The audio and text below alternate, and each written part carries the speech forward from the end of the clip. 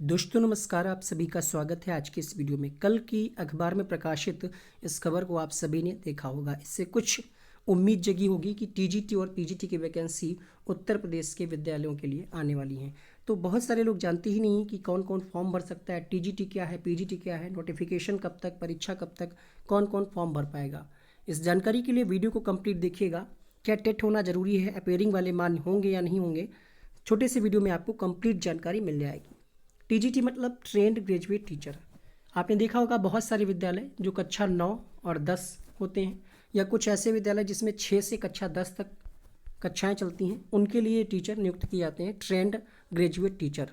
ठीक है। पीजीटी की अगर हम बात करें तो ये होते हैं पोस्ट ग्रेजुएट टीचर। ये कक्षा 11 और 12 के लिए लेक्चरर होते हैं, सब्जेक्ट के टीचर होते हैं विशेष।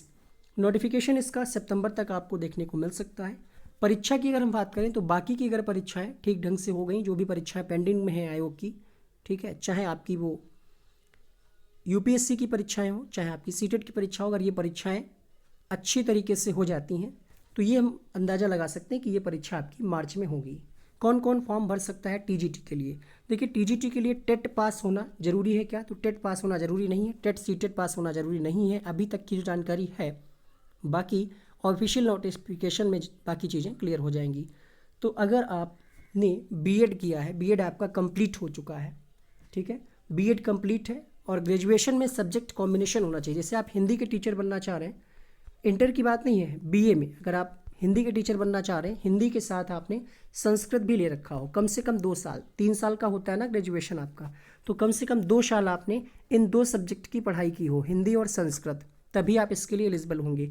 इसी तरीके से अगर हम एसएसटी की बात करें, जो सामाजिक विषय से, तो सामाजिक विषय के अंतर्गत जो भी सब्जेक्ट आते हैं, हिस्ट्री, पॉलिटिकल, ज्योग्राफी, में से 2 सब्जेक्ट आपने 2 साल तक लगातार पढ़ा हो, छोड़ा ना हो, 2 साल तक लगातार पढ़ा हो, 2 सब्जेक्ट एसएसटी के, तो आप एलिजिबल होंगे इसके लिए। अपीयरिंग वाले मान्य नहीं होंगे। उम्र सीमा की अगर हम बात करें तो 21 से कम नहीं होनी चाहिए।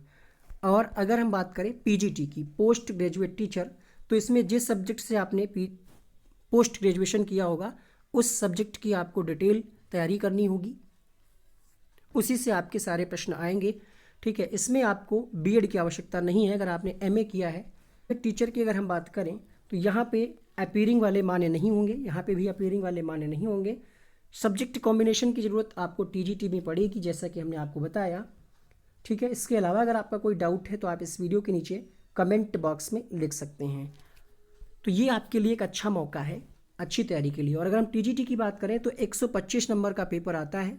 ठीक है, 125 नंबर का पेपर आता है, जिसमें आपको, अगर आप जनरल कैटेगरी से हैं तो मान के चलिएगा 105, 110 जब सही होंगे तभी आपको ये जॉब मिलेगी।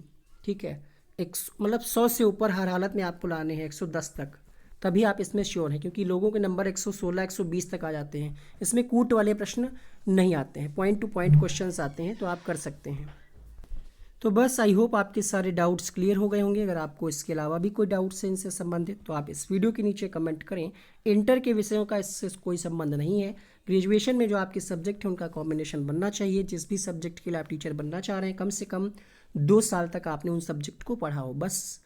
बाकी अगर कोई नई अपडेट आती है तो आपको मिलेगी। चैनल को सब्सक्राइब करके बेल आइकन को ऑन करके रखिएगा।